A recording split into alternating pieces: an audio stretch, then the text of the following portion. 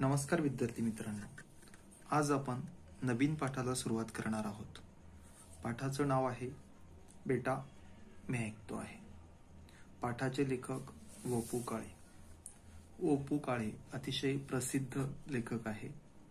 त्यांचं पूर्ण नाव वसंत पुरुषोत्तम काळे. जन्म 1932 आणि मृत्यू 2001. कथालेखक, निबंधकार, नाटककार, कादंबरीकार. आता निबंधकार म्हणजे निबंध लिहिणारे, कथाकार म्हणजे कथा लिहिणारे, नाटककार म्हणजे नाटक लिहिणारे आणि कादंबरीकार म्हणजे कादंबरी लेखन करणारे. लोंबकाणारी माणसं पण माझ्या हातांनी, पेन सलामत तो, ब्रह्मदेवाचा काळ, गुलमोहर, कर्मचारी, कारे भुललासी, एक सके, वन फॉर द रोड, माया बाजार, स्वर, संवादिनी, वलय इत्यादी कथासंग्रह, ही वाट एकटीची, पार्टनर इत्यादी कादंबरी लेखन प्रसिद्ध. तुमच्या लक्षात आलं असेल की अतिशय अष्टपैलू आणि अभ्यासू व्यासंगी असं हे व्यक्तिमत्व आहे. त्यांच्या कथांची, कादंबऱ्यांची नावं तुम्ही वाचल्यानंतर त्यांच्या अभ्यासाची, व्यासंगाची आपल्याला जाणीव होते. पार्टनर इत्यादी कादंबरी लेखन प्रसिद्ध, आकर्षक कथानके आणि त्यांची भाषा, त्यांची कथानके आकर्षक आहेत. ओघवती निवेदनशैली. ओघ म्हणजे प्रवाह. नदीचं पाणी जसं सहजगत्या वाहत जातं तशी त्यांची निवेदनशैली ओघवती आहे. आणि चटपटीत संवाद, मनाला भिडणारे, आकर्षित करणारे असे संवाद. यामुळे त्यांच्या कथा वाचकप्रिय आहेत आणि वाचकांना त्यांच्या कथा आवडतात. संगीत कलेवर जीवापाड प्रेम करणारे वडील व अपघातामुळे संगीत सेवेपासून अंतरलेल्या वडिलांच्या सौख्यासाठी धडपडणारा मुलगा यांचे भावस्पर्शी वर्णन प्रस्तुत पाठात लेखकांनी केले आहे. ह्या पाठामध्ये जो विद्यार्थी आहे त्याचे वडील म्हणजे त्यांना संगीत कलेची आवड होती आणि अपघातामुळे त्यांना ऐकायला येत नव्हतं. पण संगीत कलेसाठी कुणी धडपड करत असेल तर हे बघायला मात्र त्यांना नक्की आवडायचं आणि त्यांच्या मुलाने त्यांच्या सौख्यासाठी, समाधानासाठी म्हणून संगीत कलेचा ध्यास घेतला. अतिशय हृदयाला भेटणारी अशी ही कथा आहे. तिसरी घंटा घणाणली व बाहेरचा संमिश्र कोलाहल बंद झाला आणि तिसरी घंटा झाल्यानंतर बाहेरचा जो संमिश्र कोलाहल म्हणजे आवाज आणि संमिश्र म्हणजे एकमेकात मिसळलेला आवाज. तर हा जो एकमेकांमध्ये विविध जे आवाज एकत्र होते ते आवाज बंद पडले. उगीच इकडून तिकडे वळणाऱ्या माना स्टेजच्या दिशेने स्थिर झाल्या आणि इकडे तिकडे बघणारे जे लोक आहे, कार्यक्रमाला सुरुवात झाली म्हणून त्यांनी सगळ्यांनी स्टेजकडे बघायला सुरुवात केली. लोकांचे लक्ष आता आपल्याकडे आहे याची खात्री वाटताच मी गंभीर आवाजात बोलायला सुरुवात केली.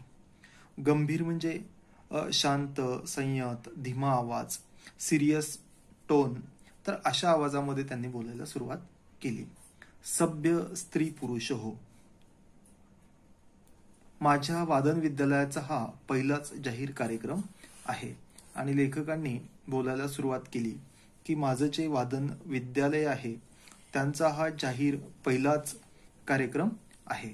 आपल्या चरणी ही कला सादर करताना मला अतिशय आनंद वाटत आहे आणि आपल्या समोर या सगळ्या कलाविष्कार सादर करताना मलाही अतिशय आनंद होतो आहे. आपण शांतपणे या सर्व कार्यक्रमाचा आस्वाद घ्यावा अशी आपल्याला नम्र विनंती करून मी कार्यक्रमाला सुरुवात करतो. आणि हा जो वादन विद्यालयाचा कार्यक्रम आहे तर या कार्यक्रमाचा सर्व विद्यार्थ्यांनी, सर्व पालकांनी, सर्व श्रोत्यांनी, श्रोते म्हणजे ऐकणारा समूह, या सगळ्यांनी त्याचा अतिशय मनापासून आनंद घ्यावा, आस्वाद घ्यावा अशी विनंती त्यांनी केली. आजच्या कार्यक्रमाची सुरुवात शिरीष भागवत याच्या फिडल वादनाने होईल आणि त्यांनी सांगून टाकलं की आजच्या कार्यक्रमाची जी सुरुवात आहे तर शिरीष भागवत नावाचा जो विद्यार्थी आहे तर त्याच्या फिडल वादनाने होईल. बघा, फिडल हे जे आहे एक पाश्चिमात्य वाद्य आहे, वेस्टर्न म्युझिकल इन्स्ट्रुमेंट ज्याला आपण म्हणूया, त्याला व्हायोलिनही म्हणतात. तर या वाद्याने होईल. हा विद्यार्थी माझ्या विद्यालयात नुकताच शिकायला आला आहे. नुकताच शिकायला आला आहे म्हणजेच नवीन आहे. कलेच्या प्रांतातील हा नवखा मुसाफिर आहे. आणि कलेचा जो काही प्रांत आहे तर त्या प्रांतातील हा नवखा मुसाफिर, मुसाफिर म्हणजेच प्रवासी, आणि हा जो प्रवासी आहे तर तो कसा आहे, नवीन आहे. याला जास्त अनुभव नाही हेच लेखकांना याच्यातून सुचवायचं आहे. हे लक्षात घेऊन आपण त्याच्या हुशारीचे कौतुक करावे. आणि हा नवीन असल्यामुळे तो जी काय कला सादर करेल त्याला तुम्ही चांगला प्रतिसाद द्यावा अशी त्यांनी विनंती केली. एवढे बोलून मी शिरीषकडे पाहिले. मला या मुलाची अतिशय भीती वाटत होती. भीती याच्यासाठी की त्याचा पाहिजे तेवढा सराव नव्हता, अभ्यास नव्हता, आणि जाहीर कार्यक्रमामध्ये तो सगळ्यांच्या समोर वादन करणार होता. म्हणून खरे सांगायचे म्हणजे माझ्या मनातून मला शिरीषला कार्यक्रम द्यायचाच नव्हता, आणि लेखकांची त्याला जाहीर कार्यक्रम देण्याची इच्छा सुद्धा नव्हती. कारण नुकताच शिकायला लागलेला हा विद्यार्थी माझ्या विद्यालयाचे नाव खराब करील याची मला खात्री होती. म्हणूनच मी त्याला कार्यक्रम देण्याचे टाळत होतो. अगदी बरोबर आहे की एकदम नवीन विद्यार्थ्याला जर संधी दिली आणि त्याला जर आपली कला चांगल्या पद्धतीनं सादर नाही करता आली तर वादन विद्यालयाचं नाव खराब होऊ शकतं याची जाणीव लेखकांना सुद्धा होती. आणि म्हणून त्याला कार्यक्रम देण्याची त्यांची मुळीच इच्छा नव्हती. पण तरी सुद्धा काही निर्णय हे इच्छेपेक्षा वेगळ्या भावनांचा विचार करून घ्यावे लागतात. कदाचित त्यांच्या बाबतीतही असं काही झालं असावं. मी शिरीषकडे पाहिले. त्याच्या चेहऱ्यावर धीटपणा व आत्मविश्वास पुरेपूर प्रतिबिंबित झाला होता. आणि यांनी जेव्हा त्याच्याकडे बघितलं तेव्हा त्याच्या चेहऱ्यावरती धीटपणा म्हणजे काय तर अतिशय आत्मविश्वासू वृत्ती ज्याला आपण म्हणूयात की कॉन्फिडन्स जो आहे तर त्याच्या चेहऱ्यावरती स्पष्ट दिसत होता. पण त्याचे अवसान फार काळ टिकणार नाही. आता त्याचा हा जो अवसान, त्याचं हे जे आत्मविश्वास आहे, त्याचं हे जे अवसान आहे, शक्ती आहे, करेज ज्याला आपण म्हणूया, धैर्य आहे, ते फार काळ टिकेल असं त्यांना वाटत नव्हतं. हे मी ओळखून होतो. पडद्यावर जाऊन बाहेरचा श्रोतृवृंद नजरेला पडताच त्याचा हा धीर सुटेल याची मला खात्री होती. आता श्रोतृवृंद म्हणजे ऐकणारा समूह ज्याला आपण ऑडियन्स म्हणतो. जेव्हा हा प्रचंड ऑडियन्स बघेल, हे सगळे श्रोतृवृंद बघेल, तेव्हा मात्र याचं जे काही करेज आहे, धैर्य आहे तर ते गळून पडेल याची लेखकांना खात्री होती. शिरीषने खून करताच मी पडदेवाल्याला इशारा केला. आता खून का केली शिरीषने की मी तयार आहे, तुम्ही बाकीची कार्यक्रमाची सुरुवात करा. आणि मग त्याने खून करताच यांनी पडदेवाल्याला इशारा केला, खून केली, आणि पडदा झरझर वर गेला. फुटलाईटचा झगझगीत प्रकाश डोळ्यांवर पडता शिरीषने डोळे मिटून घेतले. आणि फुटलाईटचा जो काही अतिशय तीव्र प्रकाश जो आहे तर तो डोळ्यांवरती पडताच त्याने आपले डोळे बंद करून घेतले. त्या प्रकाशाची डोळ्यांना जराशी सवय झाल्यावर शिरीषला संबंध श्रोतृवृंद दिसला. कारण एकदम प्रकाशात आल्यानंतर आपल्याला समोर काही दिसत नाही, पण थोडा वेळ सवय झाल्यानंतर मग मात्र आपल्याला जाणीव होते. आणि त्याला समोर प्रचंड उपस्थित असलेले श्रोते दिसले. त्याच क्षणी त्याच्या मनाची झालेली चलबिचल होणे म्हणजे विचलित होणे, आणि त्याचं जे मन आहे तर ते विचलित झाल्याचं लेखकांनी ओळखलं. त्याच्या चेहऱ्यावर स्पष्ट दिसू लागली. म्हणजे तो विचलित झाला आहे, कन्फ्यूज झाला आहे हे त्याच्या चेहऱ्यावरती स्पष्ट दिसत होतं. तो गडबडून गेला आहे हे मी ओळखले. त्याला आता सावरून धरणे शिक्षक या नात्याने माझे कर्तव्य होते. म्हणजे विद्यार्थ्याने चूक केली तरी त्याला सावरण्याचं काम शिक्षकाचं असतं. आणि लेखकांमधला शिक्षक जागा झाला आणि त्यांनाही असं वाटलं हा घाबरलेला आहे, त्याला सावरणं, त्याला आत्मविश्वास देणं, त्याला आधार देणं हे आपलं कर्तव्य समजून त्यांनी मी तंबोरेवाल्याला तंबोरेवाल्याला या तबलेवाल्याला खून केली. तंबोऱ्याचा धीरगंभीर आवाज घुमू लागला. शिरीषने डोळे मिटून कुणाचे तरी ध्यान केल्यासारखे दिसले आणि तंबोऱ्याचा आवाज सुरू झाल्यानंतर शिरीषने डोळे मिटले आणि कुणाचे तरी ध्यान केल्यासारखे केले. पुन्हा त्याचा चेहरा पूर्वीच्या आत्मविश्वासाने न्हावून निघाला आणि परत एकदा त्याच्या चेहऱ्यावरती पहिला जो आत्मविश्वास होता तो आत्मविश्वास दिसला. हलकेच त्याने षड्ज लावला. एका 10 ते 12 वर्षाच्या मुलाने शांतपणे वाजवायला सुरुवात केली आणि हलकेच जे आहे तर त्याने षड्ज जो आहे तर तो लावला आणि हलक्या हाताने वाजवायला सुरुवात केली.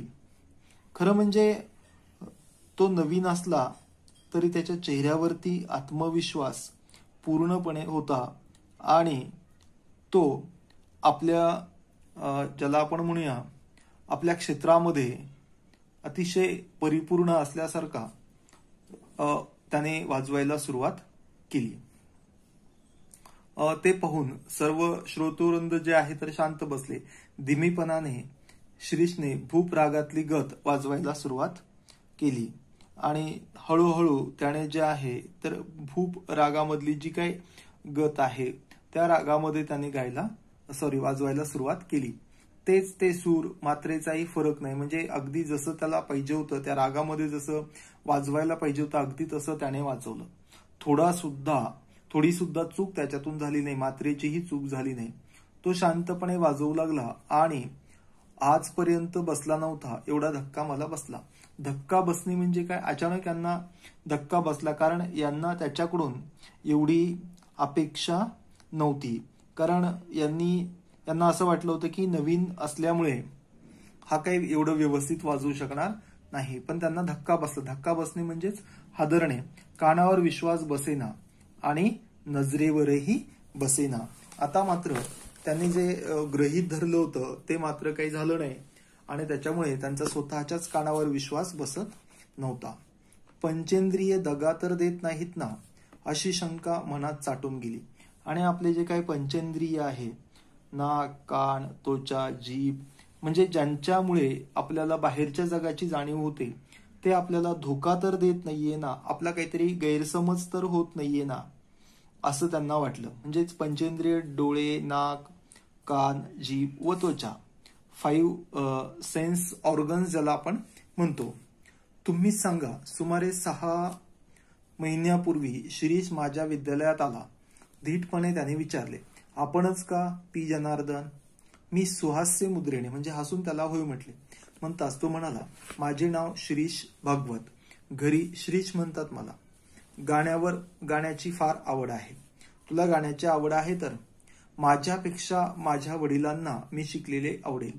आणि त्याने सांगितलं की मला गाण्याची आवड असली तरी मी मात्र माझ्यापेक्षा माझ्या वडिलांना मी शिकलेलं जास्त आवडेल.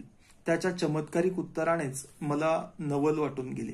कारण आजकाल 10, 12, 14 वर्षापर्यंतचा विद्यार्थी म्हटल्यानंतर आणि त्याच्या मनामध्ये आपल्या पालकांविषयी एवढा अभिमान, एवढा आदर होता हे बघूनच त्यांना आश्चर्य वाटलं आणि म्हणून त्यांना आनंदही झाला. थोडासा रागही येऊ लागला. तो थोडा वेळ थांबून पुढे म्हणाला, मी आपल्याकडे शिकायला येईल, पण माझी एक अट आहे. अट म्हणजे काय? कंडिशन. मी तुमच्याकडे शिकायला येईल, पण माझी एक कंडिशन आहे. काय कंडिशन आहे? मी शिकायला आलो की रोज माझ्याबरोबर माझे वडील पण येतील व शिकवणी चालू असताना वर्गात बसतील. आणि त्याने एकच अट सांगितली, मी माझ्यासोबत माझ्या वडिलांना घेऊन येईल आणि माझे वडील वर्गातच बसतील. आता मात्र मला राग आला. आणि खरं म्हणजे शिक्षक कोणीही असो ते त्यांच्या विद्यार्थ्यांसोबत मोकळेपणाने बोलू शकतात, पण जेव्हा थर्ड पर्सन, पालक वगैरे वर्गात असेल तर तो मोकळेपणा राहत नाही. म्हणून त्यांना थोडा रागही आला. मी जाणीवपूर्वक हसत म्हणालो, मान्य, म्हणजे तुझी जी काय अट आहे तर ती मला मान्य आहे. तुझ्या अटी एकदम मान्य, पण त्यासाठी तुला महिना 50 रुपये फी द्यावी लागेल आणि याच्यासाठी म्हणून तुला महिन्याला 50 रुपये फी द्यावी लागेल. कबूल. आणि त्याने सुद्धा मान्य केलं. उद्यापासून मी येतो, माझ्याबरोबर वडील पण येतील बरं का. असं म्हणून माझ्या आश्चर्यचकित चेहऱ्याकडे न बघता, आणि त्याने असं म्हटलं आणि लेखकांच्या आश्चर्यचकित चेहऱ्याकडे न बघता शिरीष चटकन निघून गेला. चटकन म्हणजे पटकन निघून गेला. दुसऱ्या दिवशी तो अगदी वेळेवर आला. त्याच्याबरोबर एक वयस्कर आणि भारदस्त गृहस्थ होते आणि त्याच्याबरोबर एक वयस्कर म्हणजे वय झालेले प्रौढ एल्डर ज्याला आपण म्हणतो, हे गुरुजी नाना आणि हे माझे वडील. आणि त्यांनी सांगितलं हे माझे गुरुजी, आणि नानांना त्यांनी सांगितले हे माझे गुरुजी आहेत, आणि गुरुजींना सांगितलं की हे माझे नाना आहेत. आमचे नमस्कार झाले. एक अक्षर न बोलता नाना खुर्चीवर बसले. मी पण न बोलता व्हायोलिन काढले व शिरीषच्या हातात दिले. त्याने बरोबर वही वगैरे आणलेली पाहताच माझा त्याच्याबद्दलचा ग्रह चांगला झाला. म्हणजे त्याच्याबद्दलचा जो काही समज होता तो त्यांचा चांगला झाला. पहिल्या दिवशी प्राथमिक माहिती व पहिला धडा दिल्यावर मी हातात व्हायोलिन घेतली आणि त्यांना जी महत्वाची माहिती आहे, प्राथमिक माहिती जी द्यायला पाहिजे ती दिल्यानंतर त्यांनी व्हायोलिन जे आहे तर ते हातात घेतले. माझ्या विद्यालयात येणाऱ्या विद्यार्थ्यांना पहिल्या दिवशी स्वतःच वाजवून दाखवायची अशी माझी प्रथा होती. आणि बरोबर आहे की त्यांनी कुठपर्यंत शिकावं, अतिशय चांगल्या पद्धतीनं कसं वाजवलं जातं याची त्यांना ओळख व्हावी म्हणून कदाचित लेखक असं करत असावेत. त्यामागील हेतू एवढाच, हेतू म्हणजेच उद्देश, की मला त्यांना सुचवायचे असते की नेटाने नीट शिकलात तर इतपत वाजवू शकाल.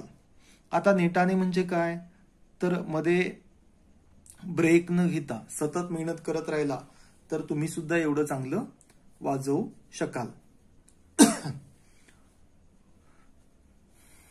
त्याप्रमाणे सुमारे 20 मिनिटं मी पिलू रागातील ती एक गत वाजवून दाखवली. आता पिलू रागातील गत म्हणजे काय बघा, भारतीय शास्त्रीय संगीतातील राग, आणि हा जो एक राग आहे तर तो भारतीय संगीतातील एक राग आहे.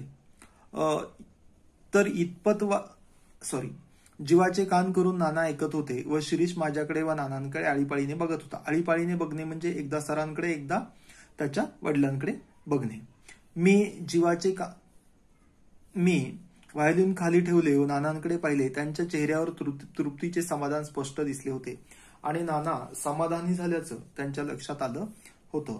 आपण जाऊया, शिरीष म्हणाला व पिता पुत्र उठले. मी चापण होऊन विचारले, काय कसं काय वाटलं एकंदरीत? आणि खरोखरच रिमार्क प्रत्येकाला हवा असतो, आपण जे केलं ते बरोबर आहे का हे बघण्यासाठी. ते म्हणाले, कसं काय वाटलं एकंदरीत? वाह, उत्कृष्ट, त्याबद्दल प्रश्नच नाही, शिरीषने मध्ये उत्तर दिले.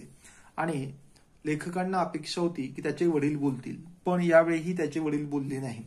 शिरीषच मध्ये बोलला.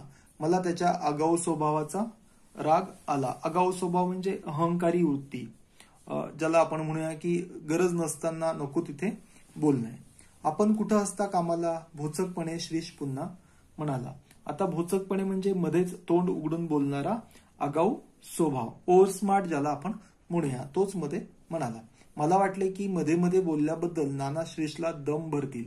दम भरणे म्हणजेच रागवणे, पण त्या उलट ते कौतुकाच्या नजरेने त्याच्याकडे पाहत होते. आणि असं मात्र काही घडलं नाही. ते उलट त्याच्याकडे अभिमानाने कौतुकाने बघत होते. नियमितपणे रोज पिता पुत्रांची जोडी येऊ लागली आणि दररोज मात्र तर पिता आणि पुत्र दररोज त्यांच्या विद्यालयामध्ये येऊ लागले, त्यांच्या क्लासमध्ये येऊ लागले. शिरीषची प्रगती पाहून मात्र प्रसंगी मी पण आश्चर्यचकित होत होतो. आणि या क्षेत्रात त्याची प्रगती अतिशय चांगल्या लेवलची असल्या कारणामुळं हे कसं शक्य आहे याचा विश्वास लेखकांनाही बसत नव्हता. त्याचा हात वाजवायला अतिशय हलका होता आणि माझ्या सर्व विद्यार्थ्यात त्याची आकलन शक्ती फारच दांडगी होती. आता आकलन शक्ती म्हणजे काय, तर समजण्याचे सामर्थ्य, अंडरस्टँडिंग लेवल ज्याला आपण म्हणूया, तर ती इतर विद्यार्थ्यांच्या मानाने जास्त होती. दांडगी होती म्हणजे खूप जास्त होती. नाना रोज त्याच्याबरोबर येत व एक अक्षरही न बोलता शांत बसून राहत. त्याचे वडील त्याच्यासोबत नेहमी येत, पण मध्ये एक अक्षरही एक शब्दही बोलत नसत. ते शांत बसून राहत. मी पण त्यांच्याशी बोलत नसे. आणि आता ते बोलत नाही म्हटल्यानंतर लेखकही त्यांच्याशी काही बोलत नव्हते. हा म्हणता 3 महिने निघून गेले. म्हणजे वेळ कसा निघून गेला ते लक्षात आलं नाही. आणखी 3 महिन्यांनी होणाऱ्या माझ्या वादन विद्यालयाच्या प्रथम कार्यक्रमात आपण शिरीषला कार्यक्रम द्यायचा असा मी निश्चय करून टाकला. त्यानुसार मी त्या शिरीषला म्हणालो, बघा 3 महिन्यानंतर त्यांच्या वादन विद्यालयाचा कार्यक्रम होता आणि त्या कार्यक्रमामध्ये शिरीषचा कार्यक्रम ठेवायचा असं लेखकांनी ठरवलेलं होतं. आणि ते त्यांनी त्याला सांगून पण टाकलं. शिरीष, अशीच प्रगती कायम राहू दे. आपल्या विद्यालयाच्या कार्यक्रमात मी तुझा कार्यक्रम ठेवणार आहे आणि आपल्या विद्यालयाचा जो कार्यक्रम असेल त्याच्यामध्ये मी तुझा कार्यक्रम ठेवेल. हे ऐकल्यावर शिरीषला अत्यानंद होईल. अत्यानंद होईल म्हणजे खूप आनंद होईल अशी कल्पना होती, पण त्याच्या चेहऱ्यावर आनंदाच्या काही भावना दिसल्या नाहीत.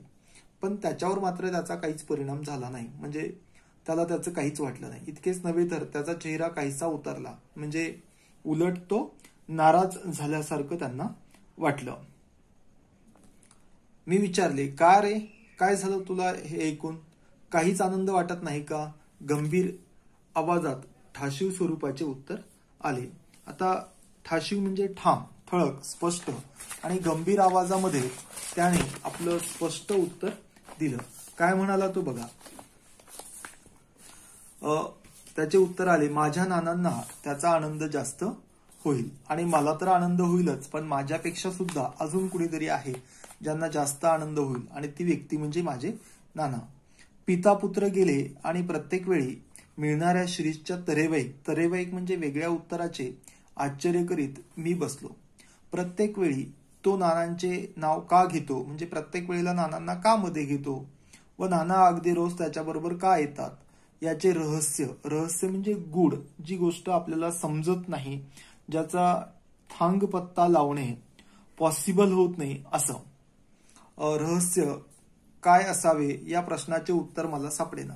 याशिवाय आणखी एक शंका माझ्या मनात वरचेवर येत असे, ती म्हणजे नाना जवळ असताना शिरीष मोकळ्या मनाने व्हायोलिन वाजवत नसावा, कारण त्याला त्या ठिकाणी फ्रीडम मिळत नसावं, एक बिंदासपणा जो असतो तो मिळत नसावा. ही दुसऱ्या दिवशी शिरीष आला नाही, त्याचा हा पहिला खाडा. आता खाडा म्हणजे काय, तर गैरहजेरी, अनुपस्थिती, ज्याला आपण अब्सेंटी म्हणतो, नसते. पहिला खाडा नसेल एखाद्या वेळेस जमले असे मी समाधान करून घेतले, पण दुसऱ्या दिवशी सुद्धा शिरीष आला नाही. चौथा दिवस गेला, 5वा दिवस गेला आणि तेच 15 दिवस गेले. शिरीषचा पत्ता नव्हता आणि 15 दिवसापर्यंत शिरीष काही आला नाही. 16व्या दिवशी एक मनुष्य निरोप व फीचे पैसे घेऊन आला. नाना आजारी असल्यामुळे शिरीष येऊ शकला नाही आणि त्याचे वडील आजारी असल्यामुळे तो आला नाही असे तो म्हणाला. थोड्याशा त्राग्याने म्हणजे रागाने मी म्हणालो, नानांशी त्याला काय करायचं आहे? इकडे कार्यक्रम जवळ येत चालला आहे, त्याचे काय? शिरीष आला नाही, त्याची वाट पाहून मी त्याचा कार्यक्रम रद्द केला. त्याचे नाव पण काढायचे नाही, कारण तो त्यांचा आवडता विद्यार्थी होता, चांगली प्रगती होती आणि अशी प्रगती असताना सुद्धा हा विद्यार्थी येत नाही, त्याच्यामुळे थोडासा राग त्यांच्या डोक्यामध्ये होता. त्याच्यामुळेच त्यांनी त्याचं नाव पण काढायचं नाही असं ठरवून टाकलं. बाकीचे विद्यार्थी तयार केले. समारंभाचा दिवस उगवला आणि सकाळपासून शिरीषच्या आठवणीने मी उगाचच बेचैन होतो आणि आज सकाळपासून मात्र त्यांना शिरीषची आठवण होत होती. सकाळची इतर कामे आटोपून मी जरा स्वस्थ बसतो न बसतो तोच दारात शिरीष उभा. मी ताडकन उभा राहिलो. ताडकन म्हणजे आश्चर्याचा धक्का बसून ते उभे राहिले व त्याच्याजवळ गेले. अरे, तुझा पत्ता तरी काय? आणि आज एकटाच कसा काय? आणि एवढ्या दिवसानंतर तो आला आणि तुझा पत्ता तरी कुठे काय? तू कुठे होता नेमकास? आणि आज एकटा कसा काय? नाना कसे नाहीत बरोबर? इकडची दुनिया तिकडे होईल ना, आणि इकडची दुनिया तिकडे होणे म्हणजे इम्पॉसिबल गोष्ट घडणे. आणि ते म्हणाले की अशी कशी काय घटना घडली की तुझ्यासोबत तुझे वडील नेहमी असतात आणि आज मात्र तुझे वडील तुझ्यासोबत नाहीये, इकडची दुनिया तिकडे होईल ना? तेव्हा शिरीष काय म्हणाला बघा, इकडची दुनिया तिकडे झाली आहे सर, यापुढे मी एकटाच दिसेन. माझे नाना. आणि तो मध्ये मात्र अडखळला. नाना माझे गेले हो सर. आणि तो म्हणाला की माझे नाना आता राहिले नाही. मग मला आज कार्यक्रम द्या. नाही म्हणू नका सर, एवढीच इच्छा पुरवा आणि माझी एकच इच्छा पूर्ण करा. मला आज कार्यक्रमामध्ये वाजवण्याची संधी द्या, असे तो म्हणाल्यावर मात्र माझ्यातला शिक्षक जागा झाला. शिक्षक म्हणजे त्याला थोडंसं समजावून सांगायला त्यांनी सुरुवात केली. मी सौम्य आवाजात म्हणजे हळू आवाजात म्हणालो, शिरीष, मी तुझ्या भावना ओळखतो, तुझ्या भावना समजू शकतो, पण आज माझा नाईलाज आहे. आज मी तुला कार्यक्रम देऊ शकत नाही. आजच्या या पहिल्या कार्यक्रमावरच आपल्या विद्यालयाची इब्रत म्हणजेच इज्जत अवलंबून आहे. त्यातून तुझी 2 महिने गैरहजेरी आणि तू 2 महिने अब्सेंट होतास. तूच सांग, मी तुला कार्यक्रम कसा काय देऊ? अगतिक होऊन शिरीष म्हणाला. अगतिक होऊन म्हणजे काय? अतिशय ज्याला आपण रिक्वेस्ट करून जो आहे, तर तो त्याच्या शिक्षकांना म्हणाला, सर माझी एवढी विनंती मान्य करा. मला आज वाजवू दे. नंतर जन्मात हात लावणार नाही व्हायोलिनला आणि पुन्हा आयुष्यामध्ये पुन्हा व्हायोलिन वाजवणार नाही. तू पुढे जन्मभर वाजव, पण आज मात्र वाजवू नको. तुझी मनस्थिती बरोबर नाही. आणि ते शिक्षक म्हणाले की आज मात्र तू वाजवू नकोस. तू आयुष्यभर कितीही वाजव, पण आज मात्र वाजवू नको. कारण आपल्या विद्यालयाचा हा पहिला कार्यक्रम आहे आणि पहिल्या कार्यक्रमामध्ये जर व्यवस्थित सादरीकरण झालं नाही तर आपली बदनामी होईल. म्हणजेच आपल्या कार्यक्रमाची जी आपल्या विद्यालयाचं जे नाव आहे तर ते खराब होईल. मला परवानगी दिली तर माझी मनस्थिती आपोआपच सुधारेल. आणि तो म्हणाला, मला जर तुम्ही परवानगी दिली तर माझी मनस्थिती जी आहे तर ते आपोआपच सुधारेल. शेवटी त्याचे दुःखित मन पुन्हा दुःखी आणखी कशाला करावा दुखवा असा विचार करून मी त्याला परवानगी दिली. अगोदरच बिचारा हा विद्यार्थी अतिशय दुःखी आहे, त्याच्यामध्ये त्याला अजून दुःख देऊ नये म्हणून त्याला संधी दिली. मात्र पहिलाच कार्यक्रम त्याचा ठेवावा असं मी ठरवलं आणि म्हणून त्याचाच पहिला कार्यक्रम ठेवायचा त्यांनी ठरवलं. त्याप्रमाणे मी परवानगी दिली आणि शिरीष वाजवू लागला. शिरीष कार्यक्रम करण्यात मुरलेल्या एखाद्या वादकाप्रमाणे वाजवत होता. आता मुरलेला वादक म्हणजे काय?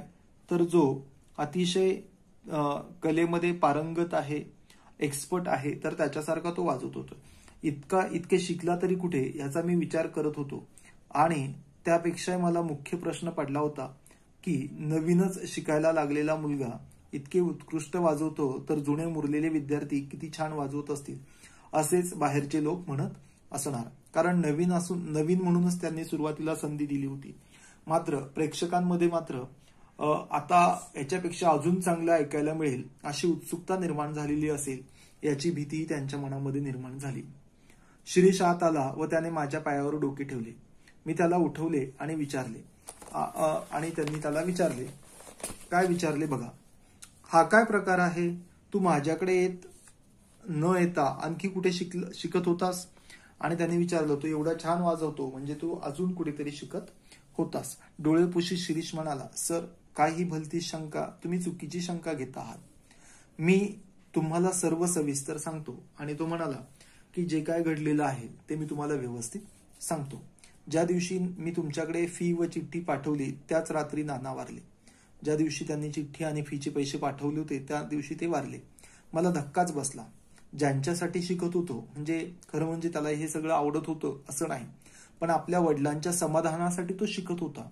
ते गेल्यावर कशाला आता शिका म्हणून मी व्हायोलिनला हात लावायचा नाही असे ठरवले. म्हणजे ज्यांच्यासाठी आपण शिकत होतो तेच आता नाही तर आता कशासाठी करायचं असं त्याने ठरवलं. तुम्हाला कदाचित माहीत असेल किंवा नसेल, माझे नाना एकेकाळी उत्कृष्ट गवई होते. उत्कृष्ट गवई म्हणजे उत्कृष्ट गायक होते. पण त्यांना एकदा कसलासा जबर अपघात झाला. जबर म्हणजे खूप मोठा अपघात झाला व त्या अपघातात ते ठार बहिरे झाले, म्हणजे पूर्णपणे बहिरे झाले. त्यांना काहीही ऐकू येत नसे. होठांच्या हालचालीवरून त्यांना काही शब्द समजत असत. म्हणजे लिपसिंग वरून ते अंदाज घेऊ शकत असेल. होठांच्या ज्या हालचाली व्हायच्या त्याच्यावरून त्यांना थोडंफार समजत असे.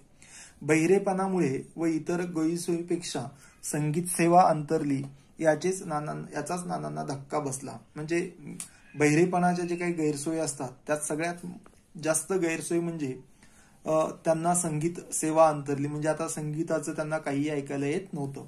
शेवटी त्यांनी मला काहीतरी वाद्य शिकण्यासाठी उद्युक्त केले. उद्युक्त करणे, प्रोत्साहित करणे. कुणीतरी संगीत शास्त्रासाठी सतत धडपड करीत आहे असल्याचे पाहण्यात त्यांना अमाप सौख्य मिळत असे. अमाप म्हणजे अमर्याद आनंद मिळत होता. म्हणूनच ते रोज माझ्याबरोबर इथे येत होते. पण त्यांना ऐकू काहीच येत नव्हते. आणि ते जरी त्याच्यासोबत येत असले तरी त्यांना ऐकायला मात्र काहीच येत नव्हतं. ते फक्त येऊन बसायचे. त्यामुळे मला वारंवार खेद व्हायचा. खेद होणे म्हणजे दुःख होणे की मी वाजवण्यात कितीही प्रगती कौशल्य दाखवले, माझं स्किल दाखवलं, मी कितीही प्रगती केली तरी माझे नाना काही ऐकू शकत नाहीत. या विचाराने मला नानांसमोर मोकळेपणा वाटत नव्हता. म्हणजे त्यांना जे आहे तर एकदम बिनधास्तपणाने वाजवणं शक्य नव्हतं, कारण त्याच्या मनामध्ये एक दुःख होतं. आपण कितीही चांगलं वाजवलं तरी आपल्या वडिलांना मात्र ते ऐकायला येत नाही, त्यांना समजणार नाही. ज्या दिवशी नाना गेले त्या दिवशी मी ठरवले मी संगीत बन, आणि ज्यांच्यासाठी आपण शिकत होतो तेच नाही तर आता कशासाठी शिकायचं. पण दुसऱ्याच क्षणी मनात विचार आला की माझे नाना तेव्हा माझे वादन ऐकू शकत नव्हते, की जेव्हा ते बहिरे होते तेव्हा त्यांना ऐकायला येत नव्हतं, पण आता मात्र माझ्या शेजारी बसून नक्की ऐकत आहेत. म्हणजे आपण असं म्हणतो की एखादा व्यक्ती गेला पण त्याचा आत्मा असतो, असं आपल्याकडे म्हणतात. तसं त्यांना वाटलं की आज नाना जरी आपल्या सोबत नसले तरी आपल्या अवतीभोवती ते वावरत असतील आणि आपण जे काय वाजवतोय ते ऐकत असतील. या विचारासरशी म्हणजे या विचाराबरोबर लोकांच्या निंदेकडे, म्हणजे वडील वारल्यानंतरही हा मुलगा सराव करतो यामुळे लोक निंदा करतील त्याच्याकडे दुर्लक्ष करून मी त्या दिवसापासून व्हायोलिन वाजवायला सुरुवात केली. आज सकाळपर्यंत मी कुठे बाहेर पडलो नव्हतो आणि इतक्या दिवसापर्यंत तो घरीच होता. 24 तास एकच उद्योग आणि 24 घंटे तो एकच काम करायचा, एकच उद्योग करायचा, एकच ध्यास, एकच गोल होतं त्याचं. मी सराव करू लागलो म्हणजे मला भास व्हायचा आणि त्यांना असा आभास व्हायचा, असा त्यांना भास व्हायचा काय की पुढच्या ताना सूर मला नानाच सांगत आहेत, जसं काही त्याला त्याचे वडीलच मार्गदर्शन करत आहेत.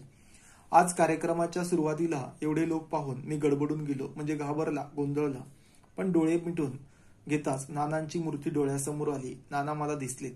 ते म्हणाले, बेटा वाजव, मी ऐकतो आहे. मला जोर चढला.